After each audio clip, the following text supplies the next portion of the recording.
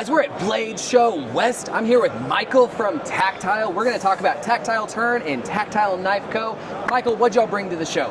So here at Tactile Turn, we brought a few custom finishes. Our Cerakote team has really been having fun experimenting with some cool colorways. We've got some wild stuff here at the show. God, a lot of this is like limited stuff that we haven't even released yet. We've also done the same with the skeletonized pin, which has been a hit as well. There are around 150 holes in these pins, and it makes it a great weight. This weighs very little more than your standard big pin, but it's made out of solid aluminum, Cerakoted. And dude, I will tell you guys, when I picked this up, I thought it was plastic. I thought there was no way that this was a metal machined pin. But sure enough, it is. And I love the detail that y'all added the red ink on this. I think that's a lot of fun. Yeah. All right, what else you got? Also, for the pin company, one of the biggest things we have coming up this month is the Onzo pin. So Jens Onzo is a knife maker in Denmark, and he had this concept for a pin, and it was very similar to this shape. 2 years ago at this show, he brought it by our booth and said, hey, could you make this pin a reality? And it was just a solid block of brass at the time. So now we have a functioning brass pin that's the exact same design that he showed us then. Whenever he wanted to design a pin, he wanted it to be nimble. He wanted it to be able to be balanced well. It's back heavy so that the weight rests on your hand and not on the tip. So the tip is very fluid. He also requested that it have a special refill. The separation point is different, but this refill rides flawlessly. Oto. So really great refill that we've fought to be able to get in quantities to be able to release this product. Really excited to see these come to market later this month. Dude, this is really nice. And also, like, just to not gloss over the mechanism here, it is like a side click. It is a side click. But I will say this, we had to completely redesign the spring to be able to work in this thin and this light of a profile. So this took months worth of revisions and R&D for us to be able to get this dialed in. All right, what are we thinking for release date? End of the month, so the 20-something this month. But what if people are at Blade Show West, Michael?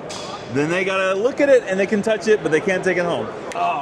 Other cool things for the Tactile Turn is we are leaning into machine patterns. So this has a kind of shimmer whenever you turn it because of how many different surfaces there are here. We're also leaning into different materials like carbon fiber. One cool thing that we've done lately is our Ultim releases. We released 2 different colors of Ultim. Most people in this industry are familiar with the Mountain Dew color of Ultim. That's kind of you. Kind of Mountain Dew. Yes. But we actually reached out to Mitsubishi and requested them to make special colors for us. So this was a custom run for Tactile Turn to be able to do different colors of Ultim.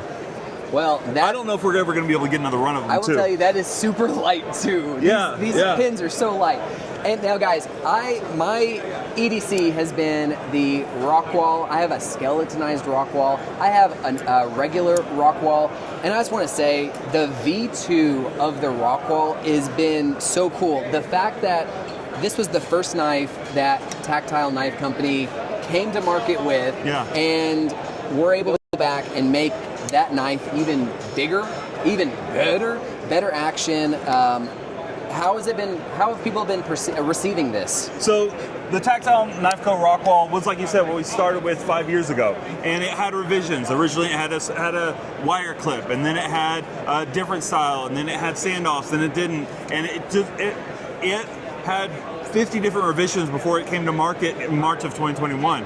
But the first prototype that we ever had was in October of 2020. So this design is now 5 years old. And just to see the growth of it, like how we've improved the way the liner works inside the knife, how we've improved the clip and how it interacts, how we've dialed in our detents to be able to have good crisp actions is really cool to see. Also, if you didn't know, the original Rockwall flipper was on uncaged bearings, and it took a lot of research and R&D and development to be able to figure out how do we want to do good size bearings in a package of this size. So these are cage bearings now. I also love the fact that you're able to get it in the standard blade shape or in the full flat grind that's on the skeletonized. So this is a slicing knife. Weight to blade length ratio has always been something important with the Rockwall, but with the skeletonized, we're coming in at 2.4 ounces, and we have a 3.5-inch blade. And in this industry, that's kind of like plastic handle material as far as the weight to blade ratio. So the fact that we're able to do that with a titanium frame speaks a lot. So what else speaks a lot is how y'all manufacture. And honestly, like that was the thing that brought me and drew me to you guys before anything else. Yeah. A Texas machine shop making everything here domestically. Like, is it hard making everything here in America?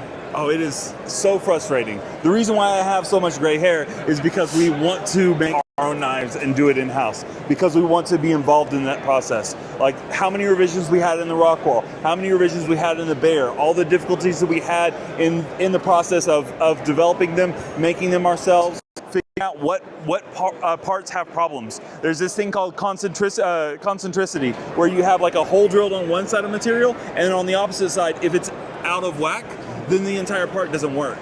We had some issues with that whenever we were coming out with the Rockwall. Learning how to grind the blades.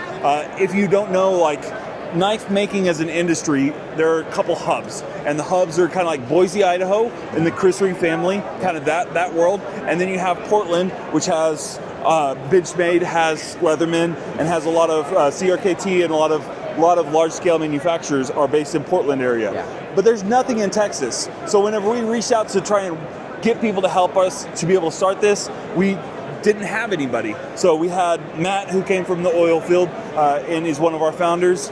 We had Kevin, who came from the turned hardware side of things and is one of our founders. We had Will, and we had me, and John, who does a lot of the online stuff.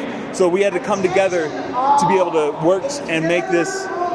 So we started from scratch. We didn't have anybody that was like, hey, I'm a knife maker, I'm going to help y'all make a knife company. Yeah. And the fact that we were able to get from the original Rockwall to this now V2, and the progress that took, the amount of time, energy, effort, scraps, materials, sleepless nights, 60-hour work weeks, 70-hour work weeks, trade shows that we had to go to, working inside this industry, getting people to help us.